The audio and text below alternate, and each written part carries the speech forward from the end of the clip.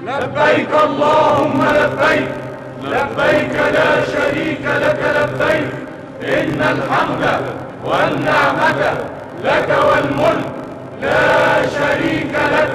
لبيك اللهم لبيك، لبيك لا شريك لك لبيك، إن الحمد والنعمة لك والملك لا شريك لك. لبيك اللهم لبيك، لبيك لا شريك لك لبيك، إن الحمد والنعمة لك والملك لا شريك لك.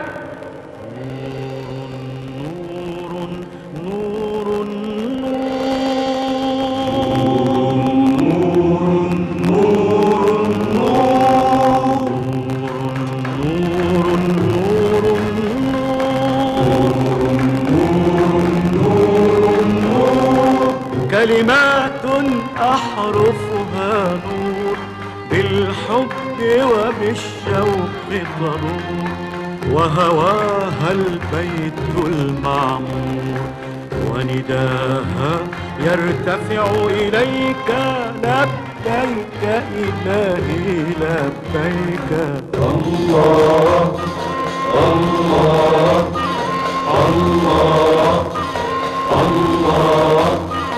قبس من فيض الرحمن يسبح في نور الإيمان، ويلبي داعي القرآن، فتهيم الأرواح إليك لبيك إلهي لبيك. الله الله الله الله. من زمزم يغترف الساقي، فيزيد دليل الأشواق، وتفيض دموع العشاق، وتذوب من الشوق إليك لبيك إلهي لبيك. الله الله الله الله. آلاء من فضل المولى في نور الكعبة تتجلى، وتبارك في الملأ الأعلى حجاجا يسعون إليك لبيك إلهي لبيك.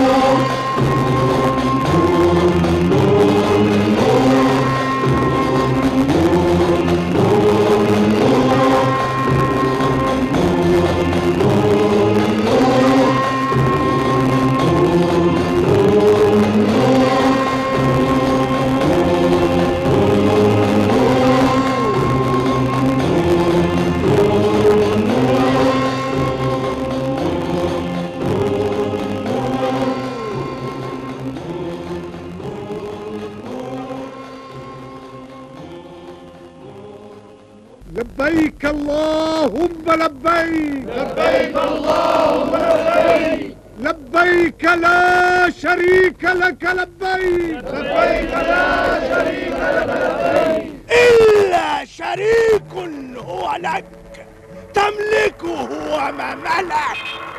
ويلك يا عدو الله، قتلتك أمك ورفيق الشيطان. لا نجوت إن نجا هذا المشرك الضال المضلل. تعال يا سهل، تعال. الأمر لم يعد متعلقا بهذا المشرك الفاسق وحده. ماذا تقصد؟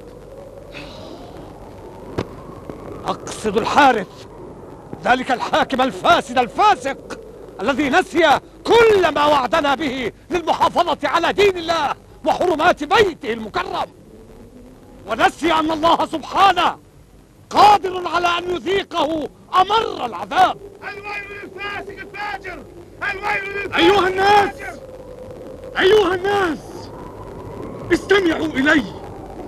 إذا فسد الحاكم وجب على قومه أن يعالجوه ويصلحوه ويعيدوه إلى جدة الصواب، ولقد حاولنا مع الحارث دون جدوى، وأنتم إن سكتتم بعد هذا فسوف يحل بكم العذاب، ولكم عبرة في قوم نوح وهود وصالح وإبراهيم وفي العماليق أقرب الأقربين إليكم.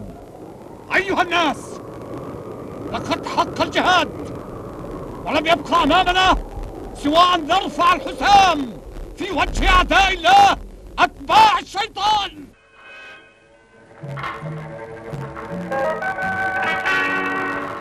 الله أكبر على من طغى وتجبر. الله أكبر على من طغى وتجبر. ما هذا؟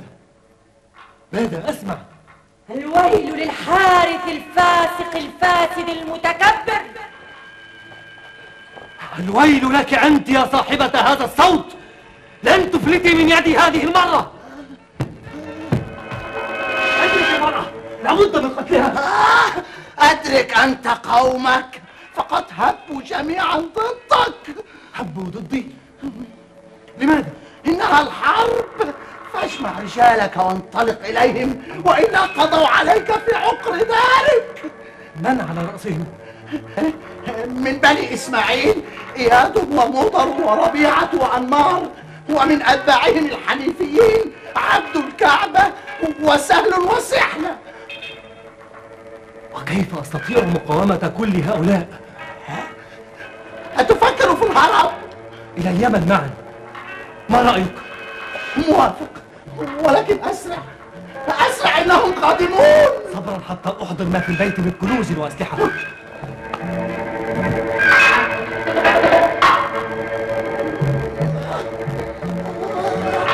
لست أدري ماذا أفعل بكن الآن.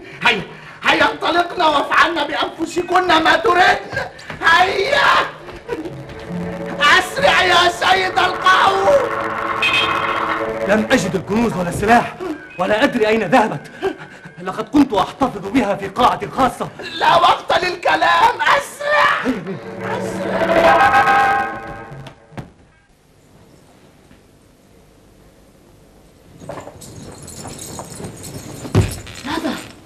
لظى، أين أنت يا لظى؟ بين يديك يا أختاه.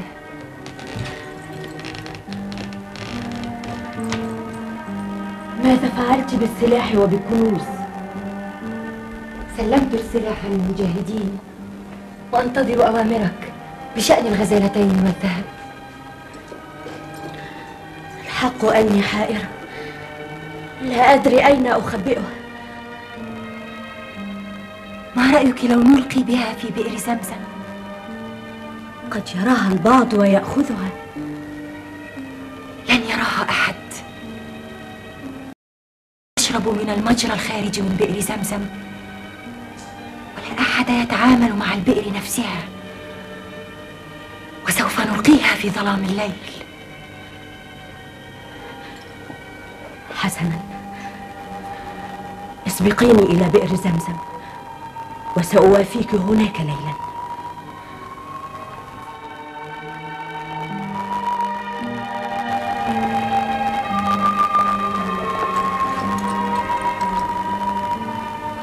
اللهم انصر دينك ومن يدافعون عنه يا رب العالمين.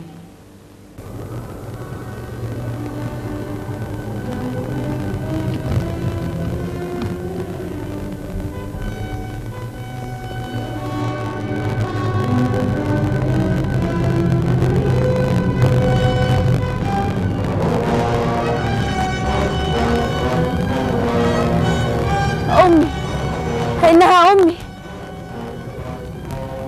نعم هي، لقد انضمت إلى الحنفاء، أصبحت منهم. ما توقعت هذا أبدا.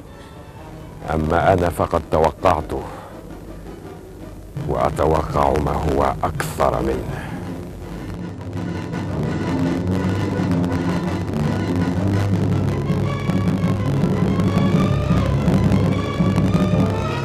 العظيم، الريح مع الجراهمة.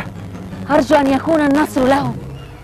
لن ينتصر الحنفاء، فاطمئني.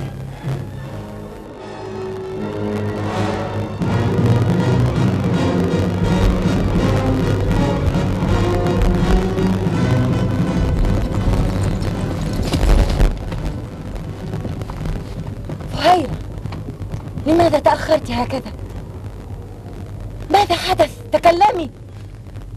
الحنفاء يا لظى ما لهم؟ لقد انهزموا. لن ينهزموا. لقد كنت معهم ورأيت ما هم عليه من بسالة وشجاعة وإقدام. الجراحمة عددهم أكبر وسلاحهم أكثر، ولقد أبلغني من لا يكذبني قط أنهم قد انهزموا. إن صح هذا فسوف يزداد الشر استفحالا، ولسوف يعلو هبل عليه لعنة الله. إنني أفكر في أمر أهم من الكنوز والغزالتين. كيف؟ لا أريد لجرهم أن ينتفعوا بمياه زمزم إن كانوا قد انتصروا فعلا. ماذا تعنين؟ لقد جئت مصممة على ردم البئر، تمصيها تماما. يا له من رأي. لقد أحسنت إذ فكرت فيه. سأردم البئر بنفسي وأطمس معالمها تماما. وهذان الصنمان ماذا أنت فاعلة بهما؟ سأغير مكانهما لئلا يكون معلما على البئر أو دليلا يهتدي الباحثون به من جرهم.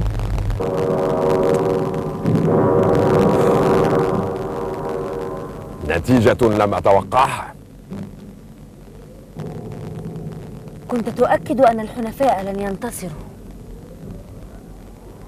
كانت جراهمة يقاتلون في حماسة وبسالة، وكانت الريح معهم حتى سمعوا بفرار الحارث فخمدت حماستهم وانهارت بسالتهم.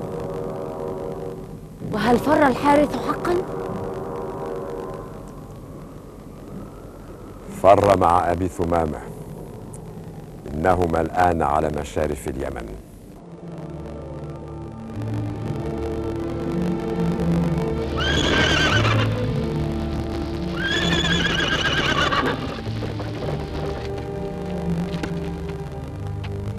ألا تكف عن النظر إلى الوراء؟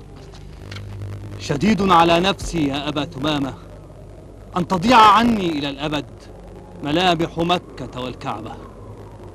ملامح ماذا؟ مكة والكعبة.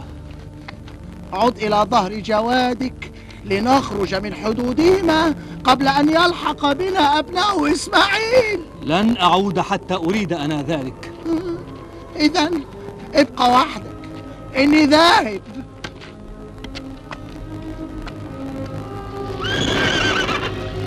وهكذا انتهى كل شيء، كل شيء، كأن لم يكن بين الحجون إلى الصفا أنيس، ولم يسمر بمكة سامر.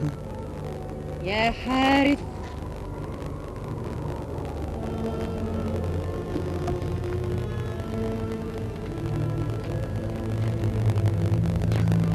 ألم تكن سيدا لأهل مكة؟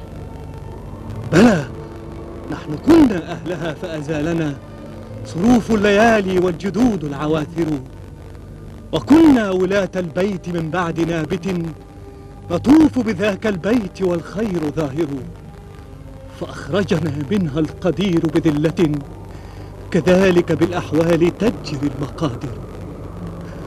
لو لم تظلم وتغتر وتستبد لأهل مكة ما أخرجك القدير منها بذلة. ما هذا؟ ماذا أسمع؟ من أنت؟ الويل والثبور وعظائم الأمور للظالم الفاسق المغرور. ويلك، أهو أنت؟ نعم، هو أنا، وقد حان وقت القصاص.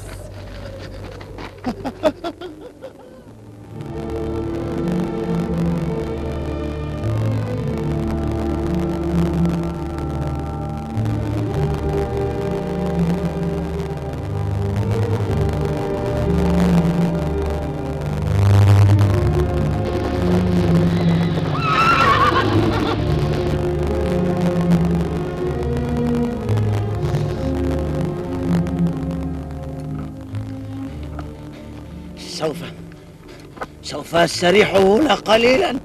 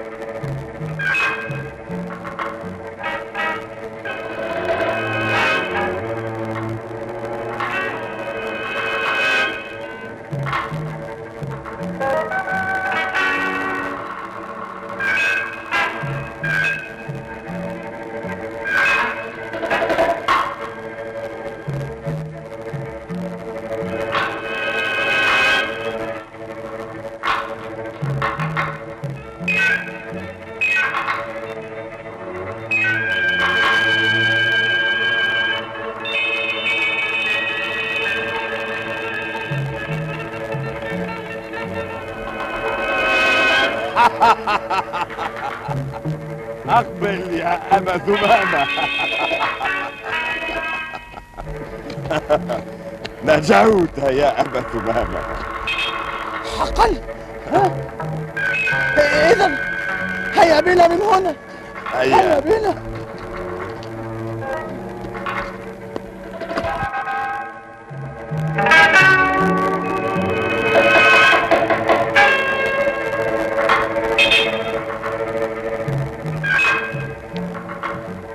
ألك أهل باليمن؟ لا. ألك أصدقاء؟ ولا أصدقاء. إذا لماذا أنت ذاهب إلى اليمن؟ قلت لك إني انطلقت مع الحارث هاربين، فتوقف بالطريق واندفعت أنا حتى التقيت بك. ما دام الأمر كذلك فلا بد أن تعود إلى مكة. أعود إلى مكة؟ كيف؟ إني أنصحك كصديق مخلص. أبناء إسماعيل وأتباعهم يريدون القضاء علي، سفك دمي. أبناء إسماعيل وأتباعهم أقل عددا وسلاحا من خزاعة قبيلتك. في خزاعة من يكرهني ويسعى للقضاء علي. أعرف أن سهلا قد تحداك وأعلن رغبته في قتلك أكثر من مرة، ولكن سهلا ليس أكثر من فردك. ثم إني سوف أكون معك أؤيدك وأساعدك. أنت نعم الصديق حقا. هيا بنا نعود إلى مكة. مهلا، إنك لن تستطيع دخول مكة على هذه الصورة. ماذا تعني؟ ستدخل مكة في صورة أخرى حتى تستطيع الوصول إلى قلب خزاعة دون أن يتعرف عليك أحد. أمرك أيها الصديق. هيا بنا.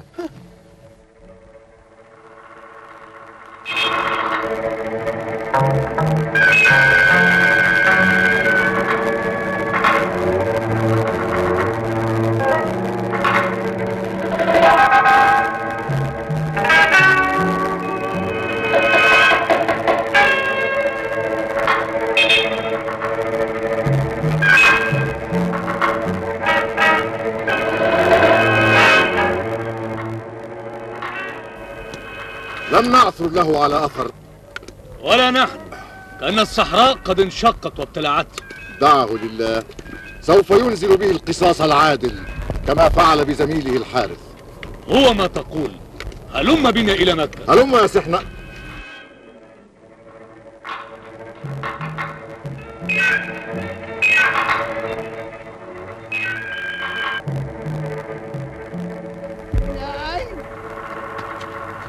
سوف ندخل هنا.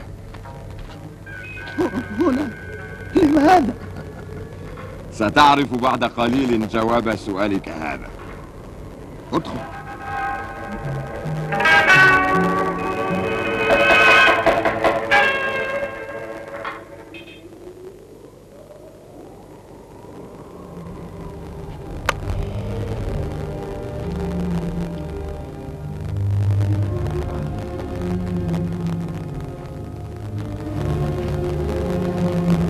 لا أرى على وجهك أمارات النجاح. الحق ما تقول. إذن فقد فشلت سفارتك لأبناء إسماعيل. إنهم يبدون زهدا شديدا في ولاية الكعبة. كيف وهم أولى الناس بها وأصلحهم لها، والواجب يحتم عليهم أن يتولوها ليكونوا قدوة للناس ومثلا أعلى؟ يقول كنانة أنه لا يعدل بالواجب الديني واجبا آخر مهما كان، ويرى أن قعوده للدرس هو وأولاده أنفع وأفضل للناس ولهم. لقد ابتعد عن الحق ويم الله. لماذا لم تستعن عليه بصديقه الحارث بن كعب؟ الحارث لم يعد صديقا لكنانة. كيف؟ منذ أطلق على ولده الأخير اسم عبد مناف قطع الحارث كل صلة كانت بينهما. وقد فعلها كنانة؟ أجل. ما رأيك أنت؟ لا نستطيع أن نقطع برأي قبل أن نجمع الناس ونشاورهم في الأمر. حسنا، أرسل من ينادي في الناس أننا سنجتمع غدا عند العصر للتشاور. أمرك يا سحر.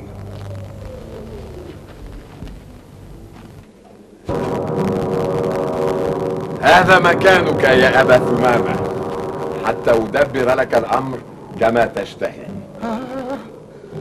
شكرا لك أيها الصديق، فلولاك ما نجوت من مطاردتهم في الصحراء، ولولاك ما اجتزت طرقات مكة وجئت إلى هنا سالما.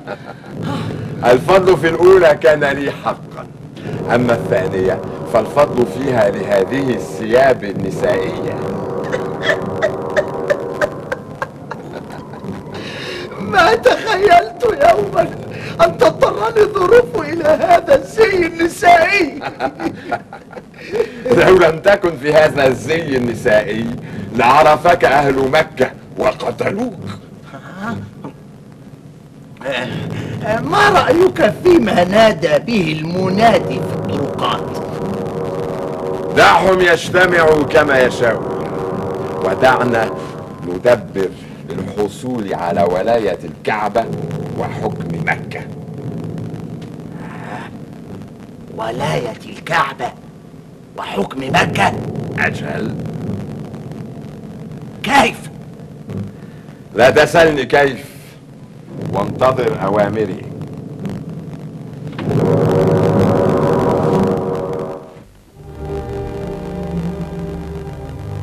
يا أهل مكة، يا أهل مكة، استمعوا إلي.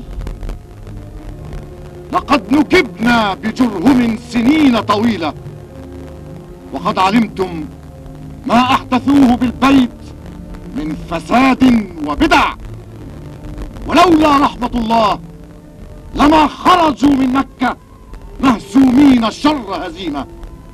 أجل يا قوم، أجل، فاجتهدوا لأنفسكم وروا رأيكم في من تعهدون إليه بولاية الكعبة. علينا إذن أن نأخذ حذرنا هذه المرة ونختار أنسبنا وأصلحنا لمثل هذه المهمة الخطيرة الجليلة. خزاعة هي أقوى القبائل سلاحا وأكثرها رجالا وأعظمها مالا، ولو أنها وليت البيت لاستطاعت أن تقوم بواجبات السقاية والرفادة والحماية أيضا. يعيد للحنيفية السمحاء نقاوتها وتألقها، ويعود بالكعبة إلى عهد كانت فيه شرط الأمان للخائفين واللائذين والراغبين في الحياة الحرة الطاهرة الكريمة. هذا هو القول، فهيا اختاروا ذلك الرجل. ليس لها غيرك يا سهل، لقد اخترناك يا سهل. مهلا يا قوم، مهلا. أنا لست بطامع في الولاية ولا في الزعامة الدينية. إننا نعرف هذا ونراك أصلح الناس للولاية، فلا تحاول التخلي عن واجب ندبناك لك. أنا لا أتخلى عن ذلك الواجب أبدا، ولكنني أرى نفسي أصغر وأقل من أن أنال هذا الشرف. وفي خزاعة شيوخ والكبار. الشيوخ الكبار ليس لهم إيمانك يا سهل.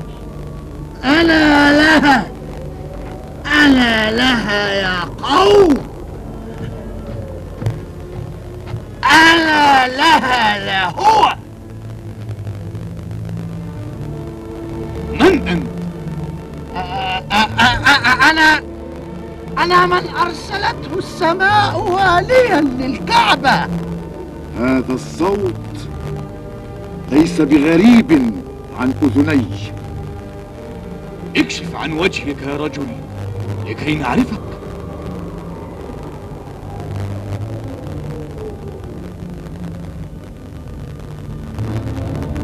تذكروا معي يا قوم، من هذا الرجل؟ يخيل إلي أني قد رأيته من قبل. أجل، إنه يشبه عمرو بن لحي. أبو ثمامة. لا يا قوم، لا تظلموا الرجل، إنه خزاعي كما كان أبو ثمامة، وإنه لا يحمل بعض ملامحه، ولكنه ليس بأبي ثمامة. ومن أدراك أنت؟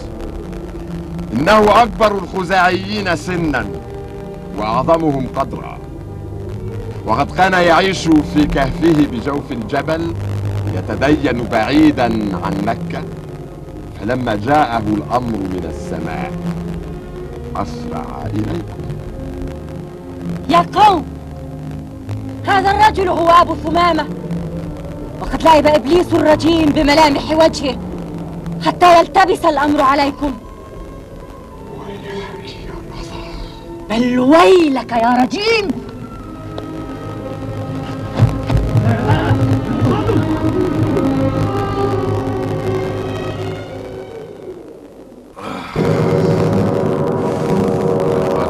حقتني أمك، ولست أدري من أين جاءت بكل هذه القوة. لا بأس يا أبتي، سوف تخف آلامك بمضي الأيام. ولكن آلامها لن تخف سريعا، ولن تستطيع الحركة من مكانها قبل سنوات.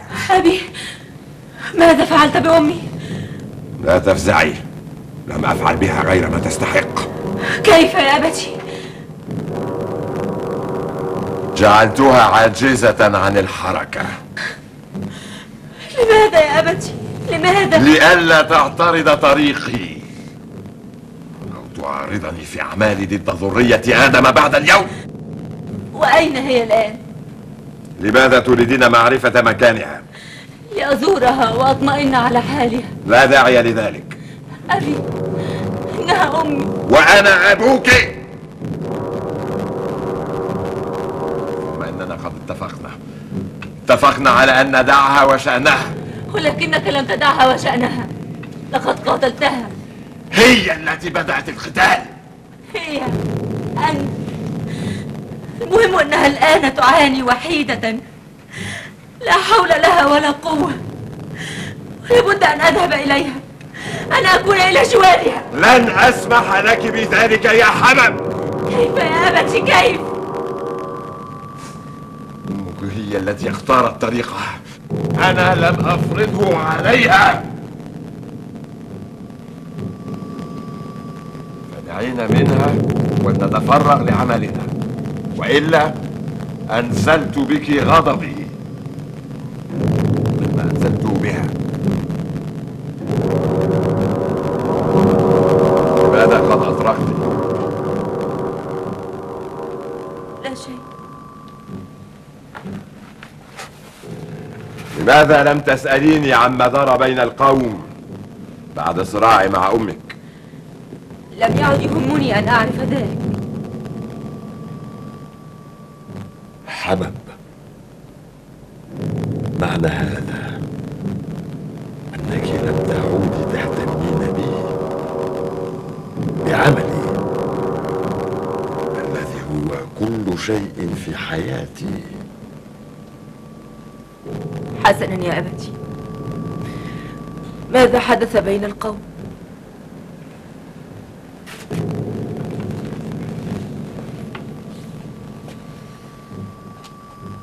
بحثوا عن أبي ثمامة فلم يجدوه،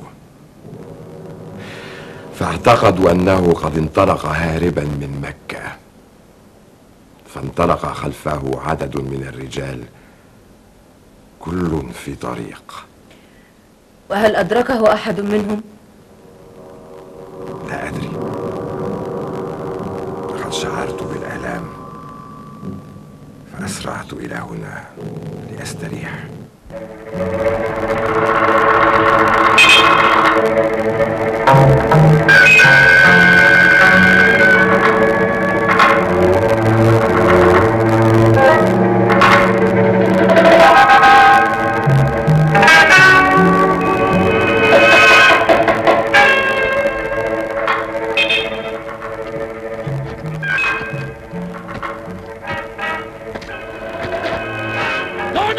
إن نجوت يا عدو الله. ها سهل،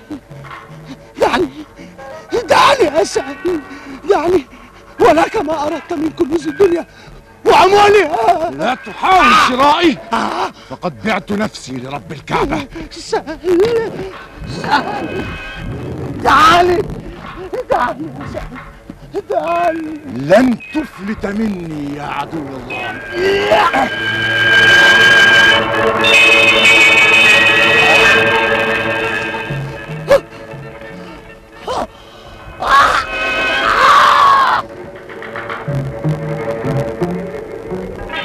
إلى جهنم، إلى جهنم وبئس المصير يا قرين الشيطان.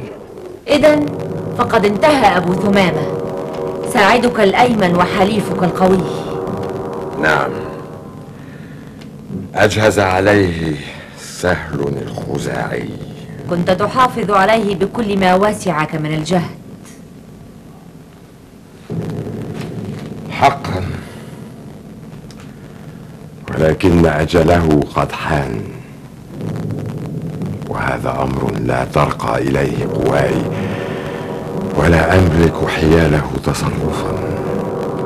وماذا أنت فاعل بعده؟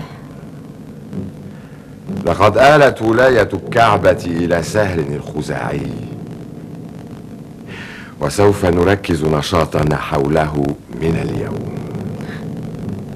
نشاطنا؟ أجل، سنعمل معا لكي ينحرف عن الجادة وينفذ ما نريده. أنعمل نحن معا ضد رجل واحد؟ إنه رجل شديد الإيمان، وقد عاش حياته يحارب الملحدين والمشركين والمنحرفين، ولن نتمكن من تحويله إلى طريقنا بسهولة. وما هي وسيلتنا إليه؟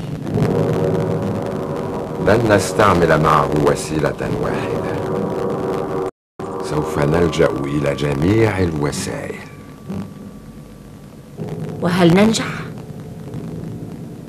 لم لا؟ أليس بشرا؟ هذا صحيح يا سحنة، ولكن الأمر ليس سهلا كما تقول. لقد وليت أمر الكعبة ومكة غارقة في الوثنية، والكثير من أهلها قد انحرفوا عن طريق الله وأمعنوا في عبادة الأصنام. حقا لقد فسد الاعتقاد لدى معظم الناس، ولكن الفئة المؤمنة لا تزال تسجد للواحد الأحد. إنهم قلة، ثم إن أبناء إسماعيل وأحفاده لا يريدون التعاون معنا لردع المشركين وقهرهم. وعلى ما عولت؟ لم أستقر على رأي بعد. كيف يا سيد القوم؟ ولكنني أميل إلى أخذهم بمنتهى القسوة، بل حصدهم بالسيف حصدا. الحق معك، لقد حملنا السيف وحاربنا جرهما في سبيل نصرة دين الله، فلما لا نحمله ثانية؟ أبشر يا سحنة، أبشر، سنقضي على المشركين والملحدين. أنا لن أسمح بوجود صنم واحد في مكة كلها بعد ذلك. حقا إنك لسيد القوم، وسوف نحقق على يديك للحنيفية السمحاء كل ما نصبو إليه من ذيوع وانتشار.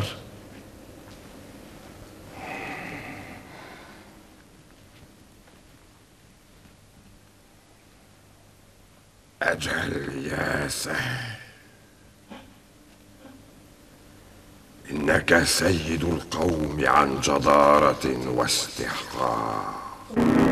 أغلب الظن أنك قد عرفت صوتي يا سهل، أليس كذلك؟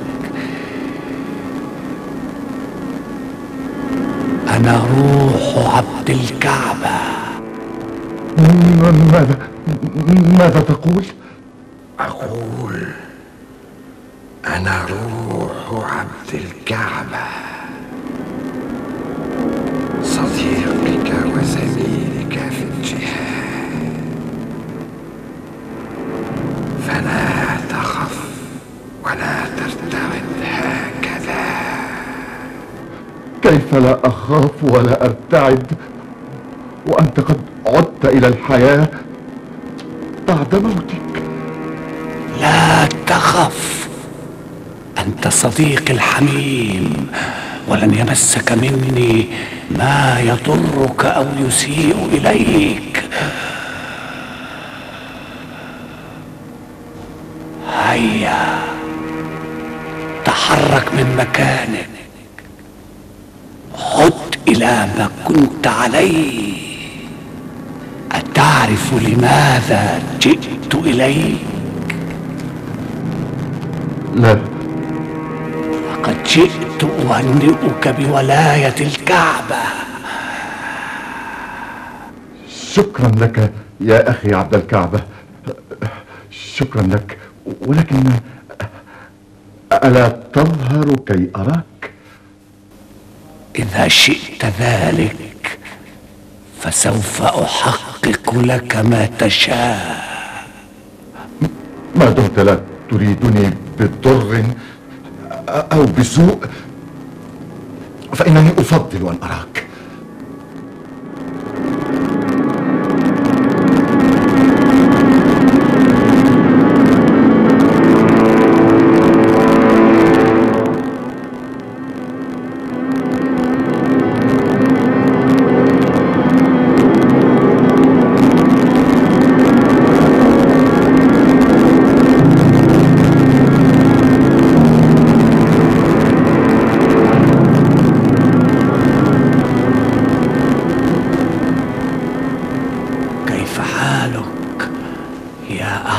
الأصدقاء. بخير بخير. وأنت؟ أنا أخشى عليك من هذه الأفكار التي تدور في رأسك. أي أفكار تعني؟ تلك الأفكار التي تدعوك إلى اتخاذ العنف والقسوة في معاملة الناس يا سهل. أنا لن أكون قاسيا أو عنيفا إلا مع الملحدين المشركين. لا لا لا لا، إني أنصحك أن تدع الخلق للخالق وأن تهتم بنفسك الاهتمام كله. كيف؟ لقد وصلت إلى مكانة عظيمة، فحافظ عليها واستمتع بكل ميزاتها وأسعد نفسك ما استطعت، فلا معنى للحياة إذا لم تسعد فيها. لا معنى للحياة إذا لم أسعد فيها؟ يا صديقي، إنني أصدقك القول، وما كنت لأفعل لو لم تكن لك في نفسي محبة كبرى. أعرف ذلك يا أخي، ولكني لا أدري كيف أفعل وأنا سيد القوم مسؤول. لا يا سهل، لست مسؤولا عن أحد، فهلم إلى الملذات. لا تدع يوما يمر دون أن تغرق نفسك فيها، وكن متسامحا مع الجميع. متسامحا مع الجميع؟ لا بد من ذلك، لا بد. ولكن هذا التسامح سوف يمكن للبدع الوثنية وعبادة الأصنام. إن الذين يعبدون الأصنام إنما يعبدونها لتقربهم إلى الله زلفى. أحقا هذا يا أخي؟ لقد عشت حياتي كلها لا أصدقه. صدقه يا أخي، صدقه، وإياك أن تمس الأصنام الموجودة حول الكعبة بسوء أو تحاول نقلها من مكانها. لماذا؟ كل صنم منها له خادم من الجن موكل بأمر الله، فمن عبد الصنم حق عبادته قضى حوائجه، ومن أساء إليه أصابه مكروه عظيم قد يفقد حياته على الفور. ما أعجب ما أسمع. هذه حقائق قد تأكدت منها بنفسي، وقد جئت أقولها لك حرصا عليك. شكرا لك يا أخي عبد الكعبة، شكرا لك. ولكن هل أخبر صديقنا سحنة بزيارتك هذه؟ لا، إياك أن تفعل، إياك. ولماذا؟ إنه صديقنا كما تعلم. إنه ليس صديقا لك، إنه يحقد عليك كل الحقد. يحقد علي؟ ولماذا يحقد علي؟ أتسألني هذا السؤال يا سهل وقد أصبحت سيد القوم، بينما هو لا يزال كما هو؟ حقا يا صديقي، حقا. كيف فاتني أن أتنبه إلى ذلك؟ لقد نبهتك، وإياك أن تخبره بشيء، وإلا فلن أعود إليك أو أساعدك بشيء. أتستطيع مساعدتي؟ مساعدات عظيمة جدا. كيف يا أخي؟ يكفي يا صديقي أنني سأجعل منك أعظم رجل في مكة، في الدنيا كلها. ما أسعدني بما أسمع. شكرا لك يا أخي عبد الكعبة، شكرا. هذا قليل من كثير سوف تسمعه مني فيما بعد يا سهل، فهيا استعد للمجد، للعظمة، للسؤدد. عبد الكعبة، عبد الكعبة، أين أنت يا عبد الكعبة؟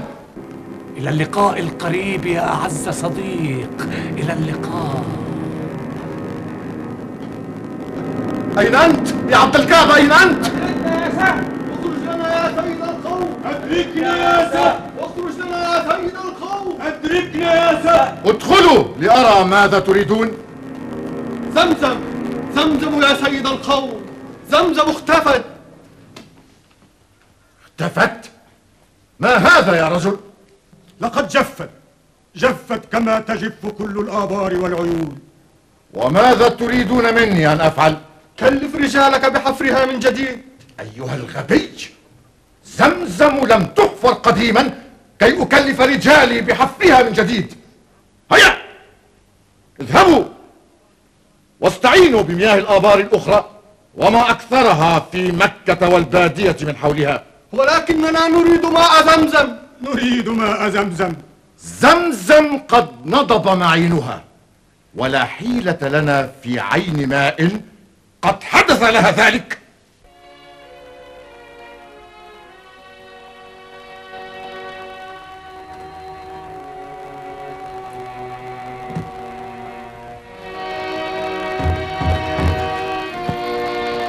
من الطارق؟ نحن يا فهيرة. أهلا وسهلا، ادخل يا أخي.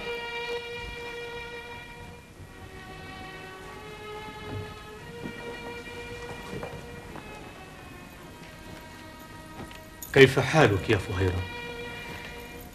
كما ترى يا سحنة. أراك تحزمين حاجياتك وكأنك تزمعين سفرا. أجل، سوف أرحل عن مكة. إلى أين؟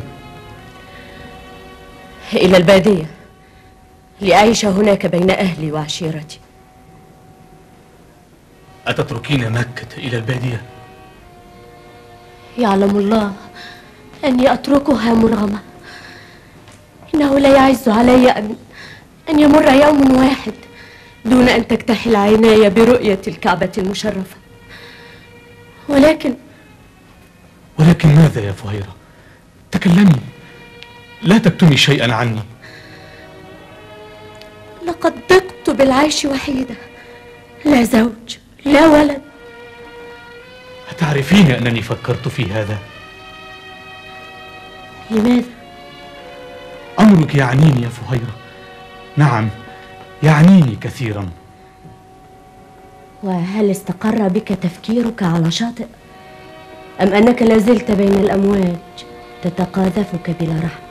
لقد استقر يا فهيرة، وما جئت إليك الآن إلا لأعرض عليك أن تشاطريني حياتي. أشاطرك حياتك؟ أجل، أنت تعرفين أن زوجتي قد توفيت ولم تترك لي ولدا ولا بنتا.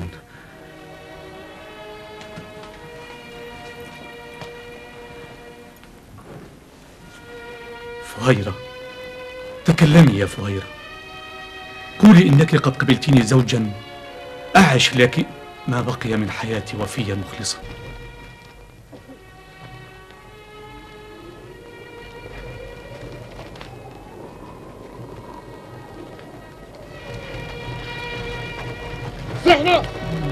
سحنة تعال يا سحنة. سهل، أعود إليك بعد الطواف. بل ترجئ الطواف وتلبي طلب سيد القوم. سيد الكون أولى بالتلبية يا سهل. ويحك، إني أريدك في أمر عاجل، وسوف لا أجعلك تطوف بالكعبة إن لم تحضر على الفور. ماذا دهاه اليوم؟ انتظريني عند الكعبة يا فهيرة، وسوف ألحق بك بعد قليل. أمرك يا سحنة.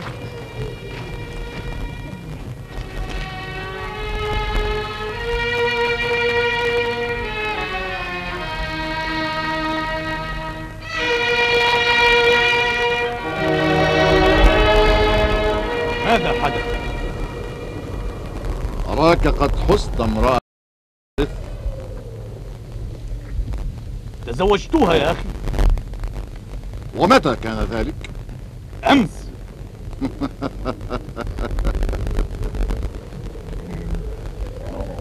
دون أن تعرف رأيي؟ أمن الضروري أن أعرف رأيك في شؤوني الخاصة؟ في كل أمر من شؤونك، خاصا كان أو عاما. ماذا بك اليوم يا سهل؟ لم أعد سهلا يا سحنة. إذن فقد أصبحت صعبا. أصبحت سيدا للقوم، وها أنا ذا أذكرك. أنا لم أنسى لتذكرني، وما كنت أنسى أمرا شاركت في صنعي. على أي حال دعنا من هذا. خبرني، ماذا ستفعل بالمشركين والملحدين وهذه الأصنام التي تملأ الساحة من حول الكعبة ويركض كبيرها هبل بداخلها؟ لن أفعل شيئا. لكنك وعدت أن... أنا لم أعد بشيء. أتعني أن هذه الأصنام ستظل واقفة مكانها؟ لكل صنم من هذه الأصنام خادم من الجن، من أساء إليه أصابه الخادم بسوء. عجبا، أراك تردد خرافات الملحدين والمشركين. اعلم يا سحنة أن التسامح الديني سيكون أساسا لمعاملتي مع الجميع في مكة أو خارجها.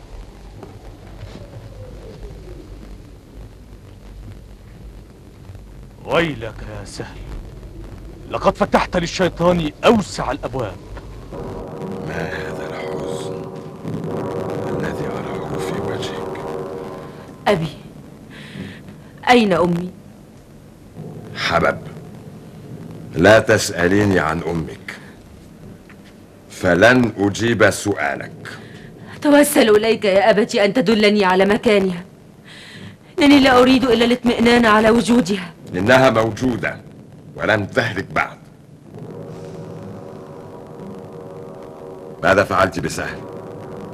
لم أفعل شيئا. لماذا؟ إنني مشغولة بأمر أمي عن كل شيء، حتى عن نفسي. انسي أمرها الآن واهتمي بسهل. لقد أصبح رجلا يتهافت على الدنيا وملذاتها، فأسرعي إليه بجمالك وسحرك. لن أفعل شيئا حتى تدلني على مكان أمي. إن لم تفعلي حبستك معها في قاع البحر. وقد حبستها في قاع البحر؟ نعم، وسوف أفعل بك الشيء نفسه إن لم تنفذي أوامري. في أي بحر حبستها؟ لن أخبرك حتى تغرقي سهلا في بحر جمالك وخمرك. من يدريني أنك سوف تنفذ وعدك إن نفذت أنا أمرك. إنني أعدك يا حبب.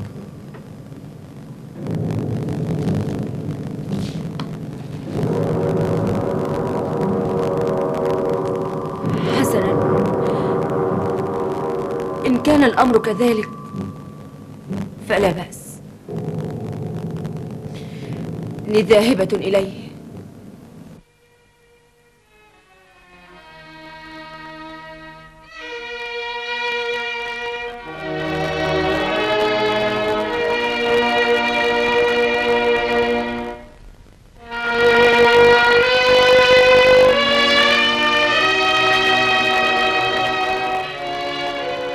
فهيرة يا أجمل نساء مكة، لقد كنت أهواك وأتمناك زوجة لي، ولكن سحنة كان أسرع إليك مني، ولو علمت أنه يهواك لحلت بينك وبينه واستأثرت بك. يا فهيرة يا أجمل نساء مكة.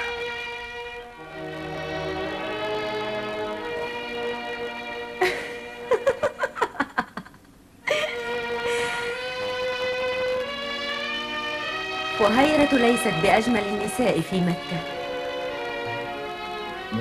من أنت؟ أنا أجمل النساء في مكة وما حولها، في الجزيرة كلها.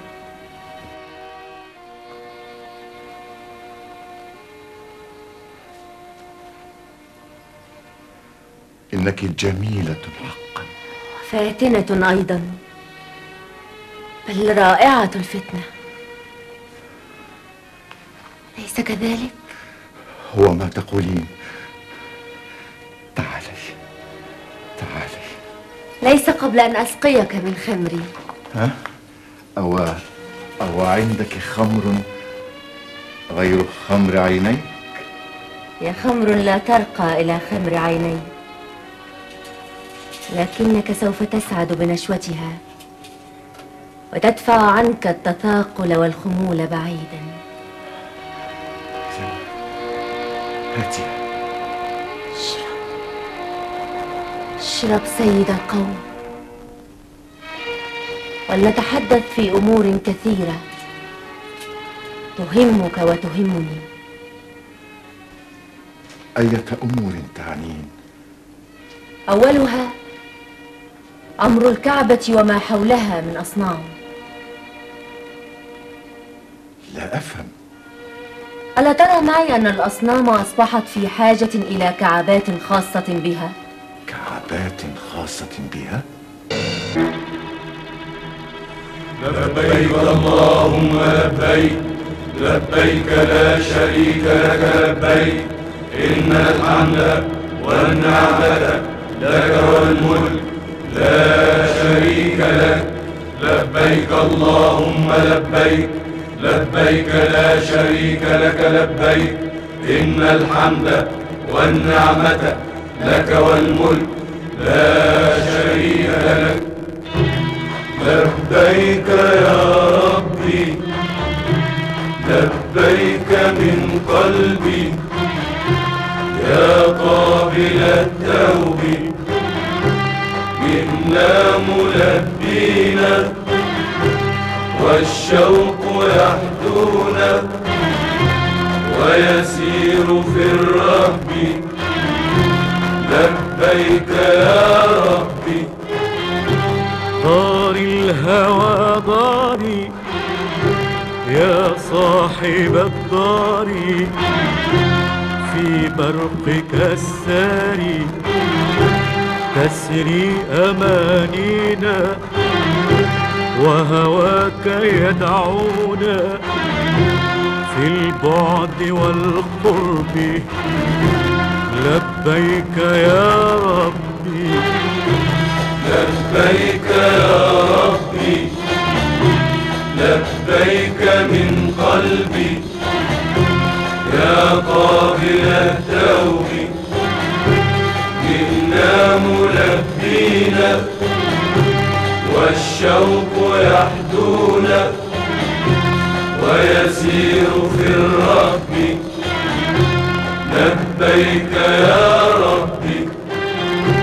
أكرم بضيف الله لا ذوب بيت الله واستعصموا بحماه ودعوه باكينا آمين آمين يا غافر الذنب. لبيك يا ربي لبيك يا ربي لبيك من قلبي يا قابل التوب جئنا ملبين والشوق يحدونا ويسير في الرهب. لبيك يا ربي. منارة السلام وقبلة الإسلام في البلد الحرام لله تدعونا وتقود صادينا للمورد العذب. لبيك يا ربي لبيك يا ربي لبيك من قلبي يا قابل التوب إنا ملبين والشوق يحدونا ويسير في الرهب. لبيك يا ربي لبيك يا ربي لبيك يا ربي لبيك يا ربي لبيك يا ربي لبيك يا ربي لبيك يا ربي